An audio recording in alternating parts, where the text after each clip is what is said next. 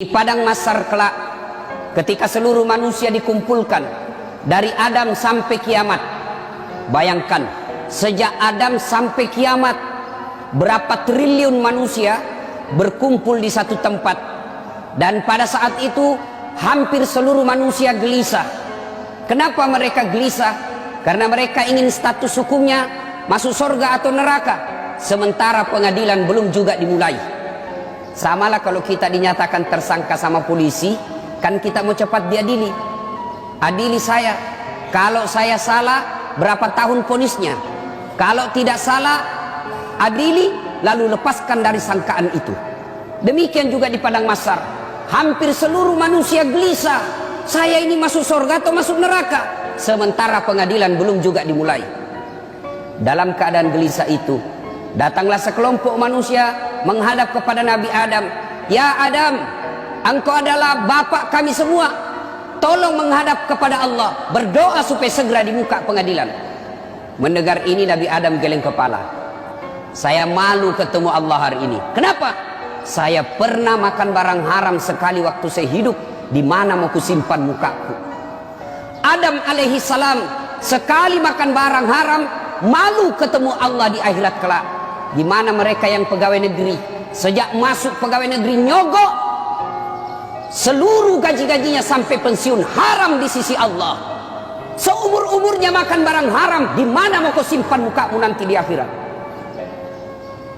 Lalu Nabi Adam berkata, silakan kau datang kepada Nabi Ibrahim alaihissalam, minta kepada Ibrahim alaihissalam. Datang lagi sekelompok manusia ini, ya Ibrahim, engkau adalah kakek para nabi, tolong menghadap kepada Allah, berdoa supaya segera dibuka pengadilan. Mendengar ini Nabi Ibrahim pun geleng kepala. Masusah, masih ritoka iya. Saya juga malu ketemu Allah hari ini. Kenapa? Saya pernah bohong sekali waktu saya hidup. Di mana mau kusimpan mukaku hari ini? Ibrahim alaihissalam sekali bohong, malu ketemu Allah di akhirat kelak. Di mana anggota DPR yang tiada hari tanpa bohong? Di mana para politisi ketika kampanye pilkada, pilgub, pilpres banyak janjinya, setelah terpilih tidak pernah dilaksanakan janjimu? Di mana kau nanti di akhirat? Bercari kau nanti dengan Allah. Mana ini pembohong semua? Ibrahim alaihissalam sekali bohong, malu ketemu Allah. Di mana kita yang politisi tidak hari tanpa bohong? Lalu Ibrahim alaihissalam berkata, coba kau datang kepada Nabi Nuh alaihissalam, minta berdoa. Datang lagi sekelompok manusia ini menghadap kepada Nabi Nuh. Ya Nuh, engkau adalah Nabi dan Rasul, tolong menghadap kepada Allah, berdoa supaya segera dibuka pengadilan. Nabi Nuh pun berkata, susah juga, saya malu ketemu Allah hari ini. Kenapa? Saya pernah diutus menjadi Nabi. La ilaha illallah, tiada Tuhan selain Allah, jangan sembah kecuali Allah. Anakku lawan saya. Saya malu ketemu Allah. Saya diutus menjadi nabi, justru anakku melawan saya. Nuh alaihissalam, satu anaknya membangkang, malu ketemu Allah di akhirat kelak. Gimana kita yang 3 anak, tidak ada yang tahu sholat, satu pengedar, satu pengisap, satu kawin lari di bawah bandar. Nuh alaihissalam, satu saja anaknya, malu dan takut ketemu Allah. Gimana bapak-bapak? 4 anaknya tidak ada yang bangun sholat subuh. Demi Allah, yang bisa menyelamatkan kita nanti di akhirat, ketika kita sudah dikubur, bukan rumah mewah, bukan rumah dinas, bukan mobil mewah, bukan tabungan, tapi apa? Anak yang soleh dan soleha yang mendoakan kita. Suatu ketika Nabi Allah Muhammad sallallahu alaihi wasallam menuju ke satu tempat. Dalam perjalanan ke tempat itu, Nabi Allah Muhammad sallallahu alaihi wasallam beserta sahabat lalu berkata, Nabi, cepat-cepatkan langkahmu. Kenapa? Nabi melewati pemakaman. Nabi bersabda, peri-peri kok. Sahabat langkahkan kaki dengan cepat. Selesai di tujuan, Nabi sampai balik lagi dengan rute yang sama melewati kuburan. Sahabat ingin mempercepat langkahnya karena tadi disuruh cepat. Sahabat mempercepat langkahnya. Nabi berkata, nggak usah cepat-cepat, santai saja. Sahabat bertanya, ya Rasulullah, tadi waktu pergi kami disuruh cepat, sekarang tidak, ada apa? Nabi menjelaskan, andai saja kau diberi pendengaran seperti telingaku, kau dengar ini orang tadi disiksa, diazab di kuburnya, disiksa di kuburnya. Saya tidak betah, kasihan saya tidak betah mendengar dia disiksa lama-lama, maka saya percepat supaya saya tidak dengar. Waktu pulang tidak lagi. Kenapa? Saya dengar berita dari Jibril, Allah perintahkan malaikat penyiksa kubur, hentikan siksaanmu. Kenapa? Tidak mungkin bapaknya kusiksa di kuburnya sementara anaknya lagi mengaji sekarang membaca Bismillahirrahmanirrahim. Baru anaknya membaca basmalah, orang tuanya sudah lepas dari azab kubur. Itu anak yang soleh. Kalau anak yang suka mabuk, anak pezina, anggota DPR tapi nipu, jadi politisi tapi koruptor, bapaknya nanti juga disiksa di kubur. Nabi Nuh lalu berkata, tolong kau datang kepada Muhammad, Nabi penghulu segala nabi. Datanglah sekelompok manusia ini menghadap kepada Nabi Muhammad. Ya Muhammad, engkau nabi dan rasul, tolong menghadap kepada Allah, berdoa supaya segera dibuka pengadilan. Kalau Nabi sebelumnya angkat tangan dan malu ketemu Allah, Nabi Muhammad berkata, kalau bahasa kita, tenang sampean, duduk mako, sudah mana no, duduk kok, saya menghadap kepada Allah. Hari ini Allah dengarkan doaku. Di sini berlaku salah satu mukjizat saya. Selain waktu saya hidup punya mukjizat Al-Quran, jari-jari tangan saya keluar air, kemana saya jalan dilindungi oleh awan. Hari ini berlaku mukjizatku di akhirat satunya. Apa? Allah dengarkan doaku hari ini. Syafaat saya berlaku hari ini, di mana seluruh manusia tidak didengar doanya, malaikat pun tidak didengar pemohonannya hari ini, hanya saya yang didengar Allah. Duduk sampean. Nabi lalu menghadap kepada Allah. Ya Allah, kami sadar banyak dosa dan kesalahan, kami sadar banyak maksiat, tapi kami sudah sadar juga Engkau Maha Pengasih dan Maha Penyayang. Ya Allah, tolong ampuni dosa dan kesalahan kami ya Allah. Lalu mulai buka pengadilan. Mendengar ini, dari aras Allah kedengaran suara, ya Muhammad, aku kabulkan doamu hari ini, kau bangkit dari sujudmu. Lalu Allah perintahkan malaikat, siapkan segala keperluan, pengadilan mulai hari ini kita siapkan. Pengadilan mulai diproses. Mulailah kita diadili satu demi satu, berkat doanya Nabi dan syafaatnya Nabi. Ketika Nabi ceritakan masalah ini, sahabat bertanya, ya Rasulullah, apakah semua umat Islam mendapat syafaatmu? Syafaat itu kalau di kantor wali kota, rekomendasi, kata belece, nota. Sahabat bertanya, semua dapat syafaatmu ya Rasul? Tidak. Kalau kau mau mendapat syafaatku, ada dua syaratnya. Apa syaratnya? Kata Nabi, satu, aqimis salat, tetongangi sampajangnya, dirikan solat. Ini yang paling penting Pak. Ayo, Bapak mau mendapat syafaat, periksa dirinya. Solatnya bagaimana? Mari geledah diri kita. Saya mengamati dari 5 rukun Islam, solat ini yang paling banyak dilalaikan orang Islam. Puasa Pak, biar tukang judi ikut puasa Ramadan, pemabuk ikut juga puasa Ramadan, zakat dia bayar zakatnya, bahkan kadangkala dia pergi haji, tapi sholatnya yang dianggap remeh. Demi Allah, Bapak tidak haji tetap dianggap Islam, Bapak tidak puasa Ramadan tetap dianggap Islam, tidak bayar zakat tetap dianggap Islam. Tapi ketika tidak mendirikan sholat, demi Allah, kafir di hadapan Allah. Kafir. Buka Al-Quran, surah Al-Anfal, Al-Fat ayat 29, Allah jelaskan, Muhammad Rasulullah walladzina ma'ahu asidda walal kuffar ruhama'u bainahum tarahum rukka'an sujada. Tanda umat Muhammad itu, kalau dia mengaku Islam, rukka'an sujada, kamu lihat mereka ruku dan sujud sholat 5 waktu. Bapak tidak puasa 5 tahun berturut-turut tidak puasa, tobat hari ini, besok dia bayar puasanya yang lepas, tidak ada lagi kalanya. Tidak bayar zakat 5 tahun berturut-turut, tobat hari ini, besok dia bayar semua zakatnya, selesai utang zakatnya. Tidak haji padahal sudah mampu, tahun depan dia daftar, tahun depannya dia berangkat haji, selesai utangnya soal haji. Tapi kalau Bapak tidak sholat subuh tadi, bagaimana cara bayarnya? Coba jelaskan. Yang tidak sholat subuh tadi bagaimana cara bayarnya? Tidak ada, tinggal nunggu siksaannya.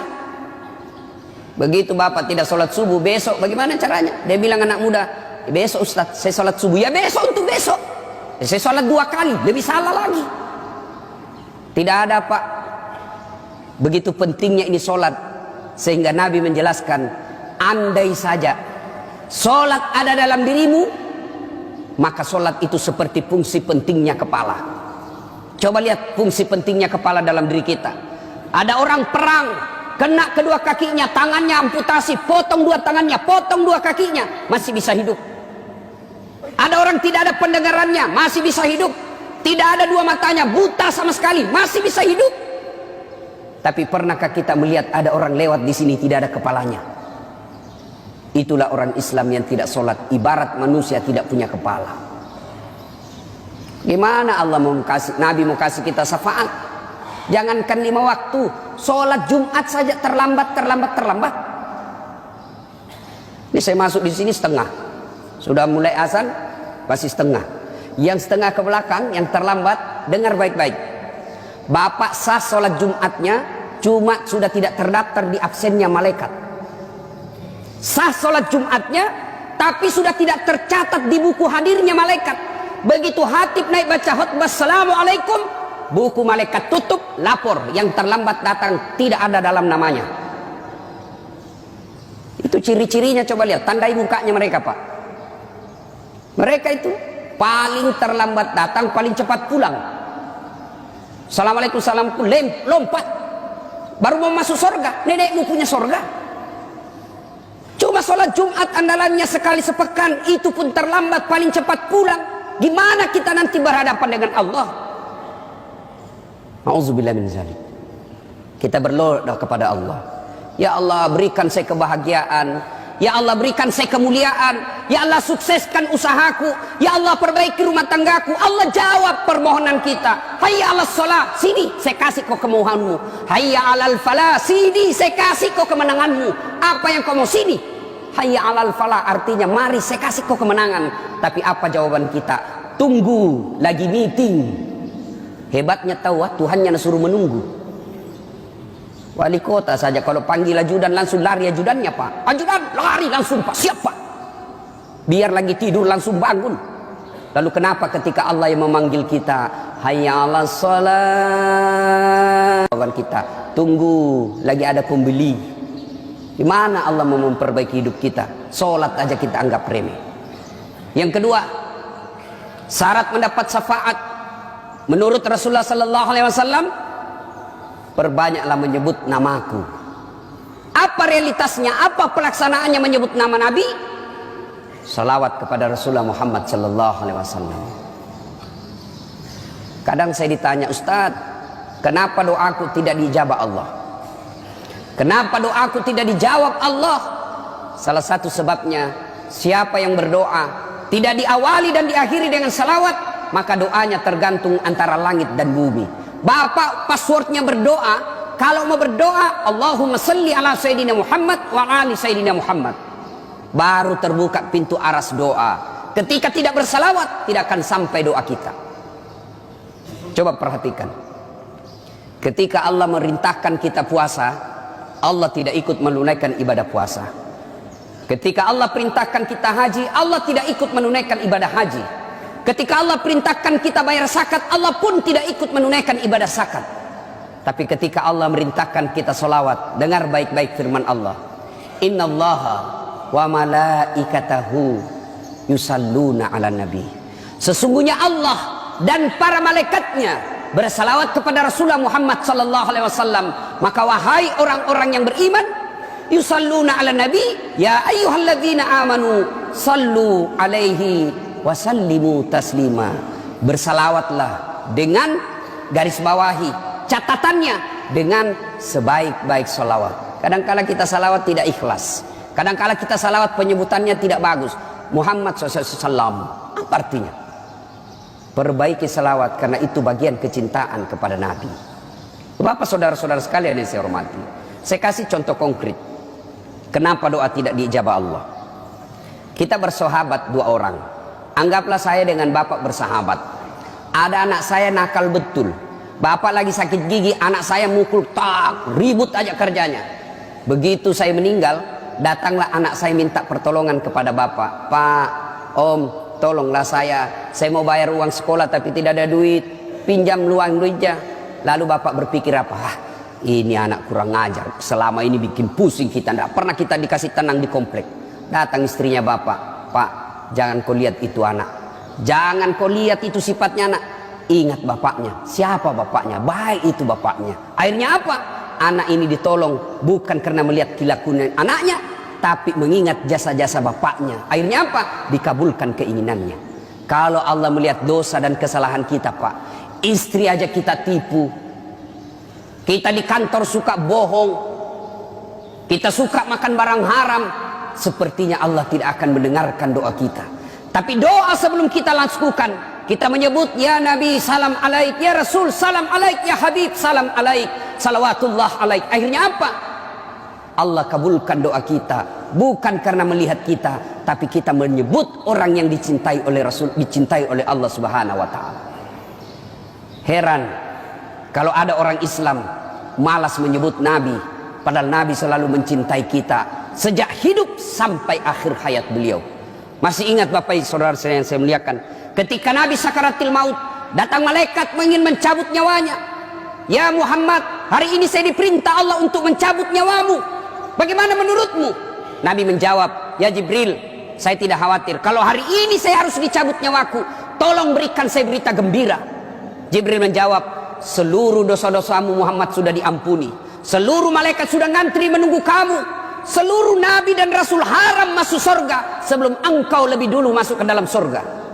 Mendengar ini Nabi lalu menjawab, ya Jibril, saya tidak mencemaskan diriku, yang aku khawatirkan umatku. Bagaimana umatku sepeninggal saya nanti?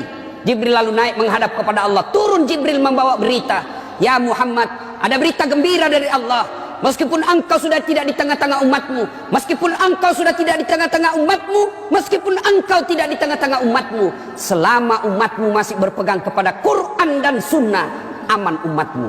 Nabi lalu berkata, silakan eksekusi, cabut nyawaku. Mulailah dicabut nyawanya Rasulullah, meninggalkan telapak kaki, meninggalkan betis, naik ke perut, sampai ke dada, sampai ke kerongkongan. Di bibir beliau, apakah beliau ketika mau keluar nyawanya, siapa yang disebut? Apa beliau sebut Khadijah? Apa beliau istri Aisyah? Apa beliau sebut cucunya Hasan Husain? Tidak. Siapa yang disebut? Ummati, ummati, ummati. Umat kita yang disebut Nabi. Dan di akhirat kelak dijelaskan oleh Rasulullah, ketika hari kebangkitan, manusia pertama dibangkitkan Allah di hari kebangkitan, Rasulullah Muhammad sallallahu alaihi wasallam, naik jenazah beliau, seolah-olah bangun dari tidur dia gosok matanya. Lalu dia buka, dan begitu dia buka ada Jibril di depannya. Lalu Nabi bertanya, ya Jibril, hari apa ini Jibril? Jibril menjawab, ini hari kebangkitan seperti yang dijanjikan Allah kepadamu. Lalu Nabi menjelaskan, kalau ini hari kebangkitan, siapa yang dicari Nabi? Apa beliau cari bapaknya yang tidak pernah dilihat? Apa beliau cari ibunya yang cuma 4 tahun bersamanya? Apa beliau cari cucunya Hasan Husain yang sangat disayang? Tidak. Siapa yang dicari Nabi? Jibril, kalau ini hari kebangkitan, aina ummati, mana umatku, mana umatku. Begitu cintanya Nabi kepada kita. Lalu apa balasan kita kepada Nabi? Kadangkala kita injak-injak sunnah Nabi, kadangkala kita bersalawat pun kepada Nabi kita sangat pelit. Sehingga pantas ketika Nabi jelaskan, sepelit-pelit umatku di antara kalian adalah yang ketika dia dengar namaku, dia tidak mau dan enggan bersalawat kepadaku. Ya ayyuhalladzina amanu sallu alaihi wa sallimu taslima. Semoga ada manfaat. Lebih dan kurangnya mohon dimaafkan.